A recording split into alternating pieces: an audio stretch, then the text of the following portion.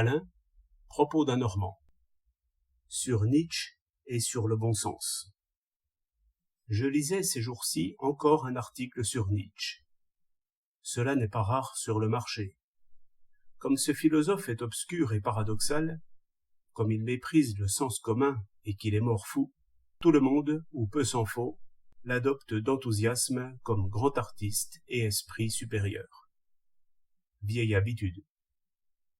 Les hommes ont longtemps adoré les fous, faux furieux ou fous rêveurs, chefs d'armée ou prophètes.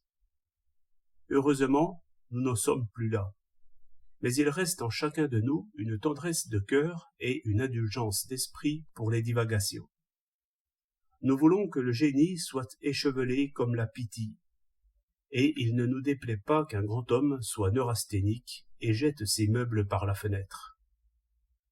Nous n'irions plus dans l'antre de la Sibylle, mais je connais plus d'un homme naïf et bien équilibré qui s'en va demander des leçons de sagesse à des mystiques ou à des convulsionnaires. J'en pourrais citer de ces bons pères de famille qui forment la jeunesse à méditer sur les crises de Nietzsche ou sur les extases de sainte Thérèse. Ils jettent la musique et les musiciens, vous n'en doutez pas, dans cette danse de possédés. Hugo Wolf, musicien sublime, à ce qu'ils disent, a été enfermé plusieurs fois. Cela leur semble tout naturel. L'inspiration est une fureur sacrée. Pauvre raison. Il t'exile dans le commerce et l'industrie. Il faut résister à ces idées-là. Pour moi, le désordre est laid. La passion est laide. La fureur est laide. Je ne ferai jamais amitié avec un auteur, dès que je sais qu'il est mort fou. Je sais qu'une méditation trop suivie peut conduire à l'idée fixe. Je sais que pour bien penser, il est bon de chercher la solitude, et que la solitude est lourde à porter.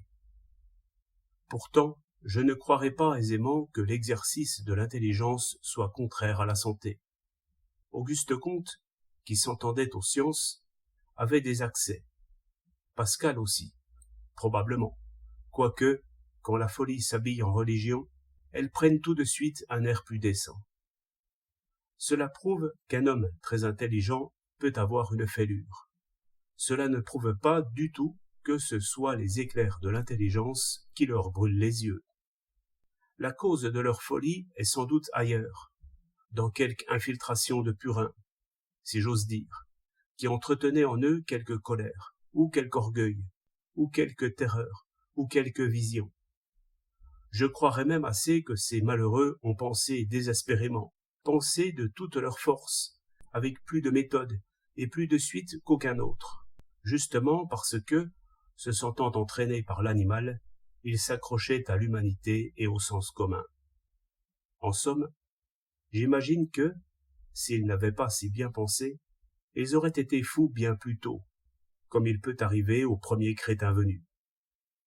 La pensée est équilibre et sérénité. Le vrai est raisonnable. Le beau est raisonnable. Les passions, la colère, la fureur, peuvent pousser un homme vers la gloire. Elles ne peuvent point la lui donner. Si un homme nourrit en lui-même la manie des grandeurs, s'il se montre, s'il se pousse, s'il porte aux éditeurs tout ce qui tombe de sa plume, s'il traîne ses vers ou sa musique de salon en salon, j'avoue que ce grain de folie lui donne 20 ans d'avance, pour le moins, sur le sage disciple de Platon ou de Goethe.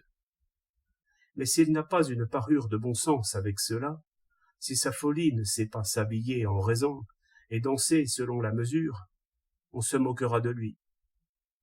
Suivez les plus hauts élans de Platon, de Goethe, de Victor Hugo. Suivez seulement Nietzsche quand il imite Platon. Toujours vous respirerez comme un air plus pur. L'admiration descendra en vous comme une joie, et il vous faudra enfin sourire. La musique apaise aussi, même quand elle tire des larmes. Le génie est toujours joie, santé, équilibre, vie, pour tout dire d'un mot. Le beau et le vrai, en toute chose, ce sont des lueurs de bon sens. 8 juin 1909.